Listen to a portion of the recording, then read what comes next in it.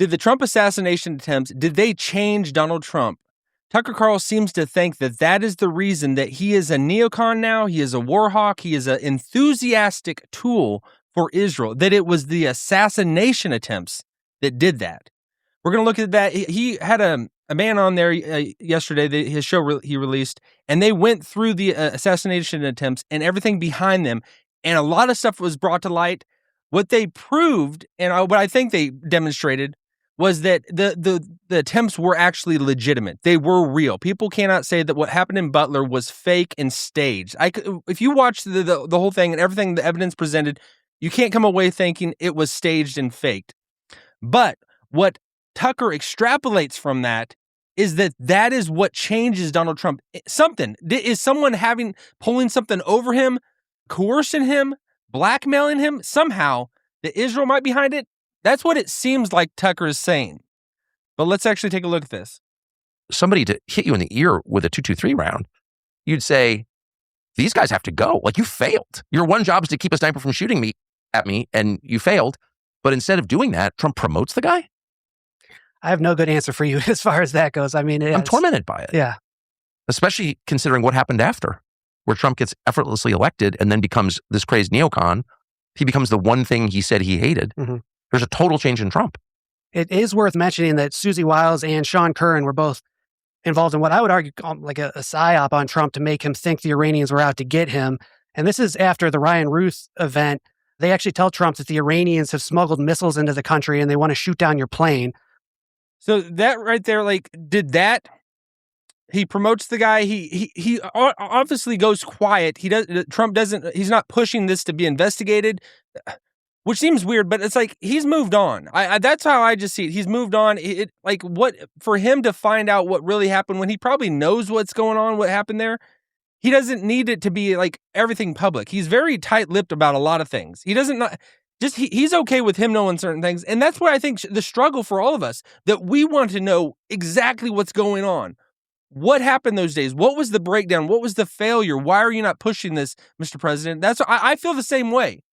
But it's his life. He was legitimately shot at, and almost his head was taken off. And if he has peace about it, I kind of have peace about it. But I don't think that it necessarily means that, is Israel behind this? That they got this marksman out there to that closely to take his head off? Why? How does that go into that Israel somehow is controlling you? Like they scared you into thinking that you're look how close we can get to killing you. That you better do what we say. Like a lot of these things that these aren't logical inferences that you can draw from what takes place. It's just kind of like it leaves it out like in the dark. Like you can't go that way about it. Like it doesn't make sense. That doesn't make sense. That's where the struggle is for me, at least. But this next clip, we're gonna look at it. It's gonna get a little bit deeper, and this is where Tucker leans in more to that hypothesis. Yeah, I mean, you can make the argument that Trump was already an Iranian hawk, but this certainly didn't help. You can't make the argument that Trump was in favor of a regime change war with Iran, since he was explicitly against a regime change war with Iran, for a decade. Yeah, that's certainly what he said. Wasn't there rumors that he was about to launch a war in the last month of the first term? presidency? Yeah. Well, those were more than rumors that he was under a lot of pressure to do that. But the fact is he didn't, and then he spent his campaign in the 2024 race arguing against regime change war, attacking people who were in favor of it, and then he launched it, and not just launched it, but became this kind of enthusiastic tool of the government of Israel. So, I mean, maybe those are all organic changes of heart, but he's never explained how or why, and the demarcation, the change point, the pivot seems to be the shooting.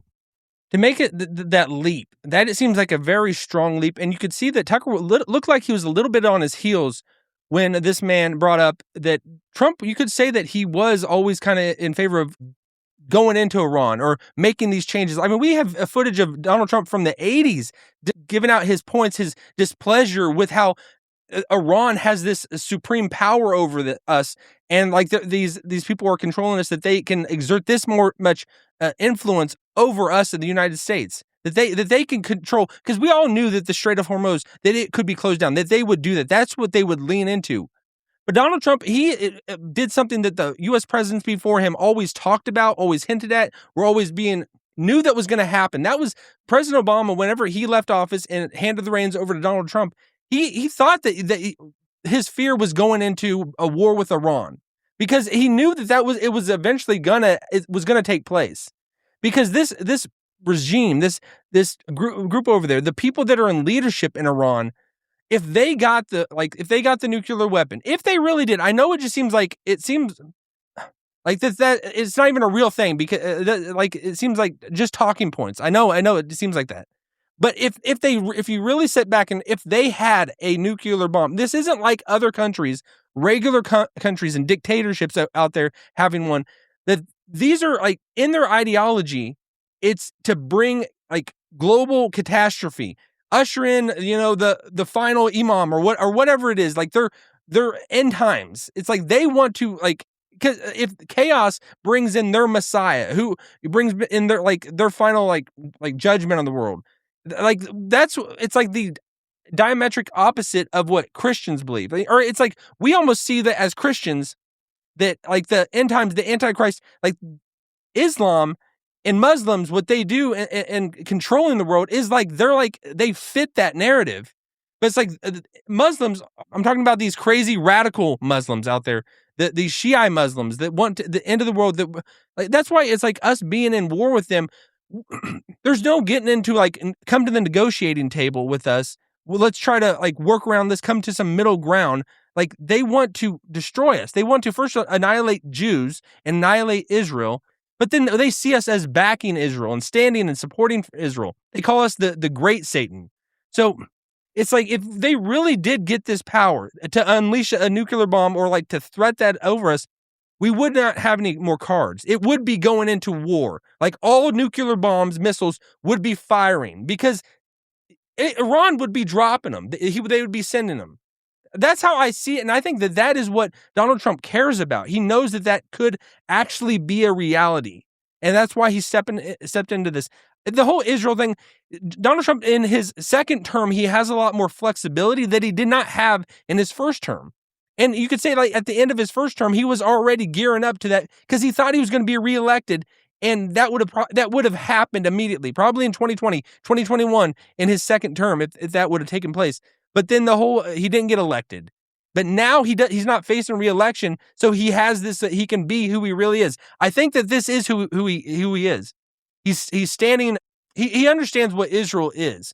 Not that you got to be really drinking the Kool-Aid if you think Israel is controlling Donald Trump, like they're controlling him.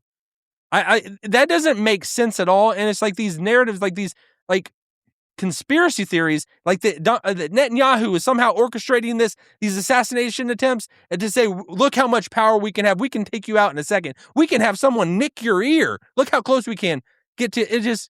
It all breaks down. But I'm glad what Tucker in unfolding this, that it was real. These assassination attempts were real. But I just think that what Tucker is taking from them does not make sense. I think it's just, I think we are we want to find out why is Donald Trump, does he not care more about it? But I think, to me, I just think he's made peace with it. He doesn't need it to be.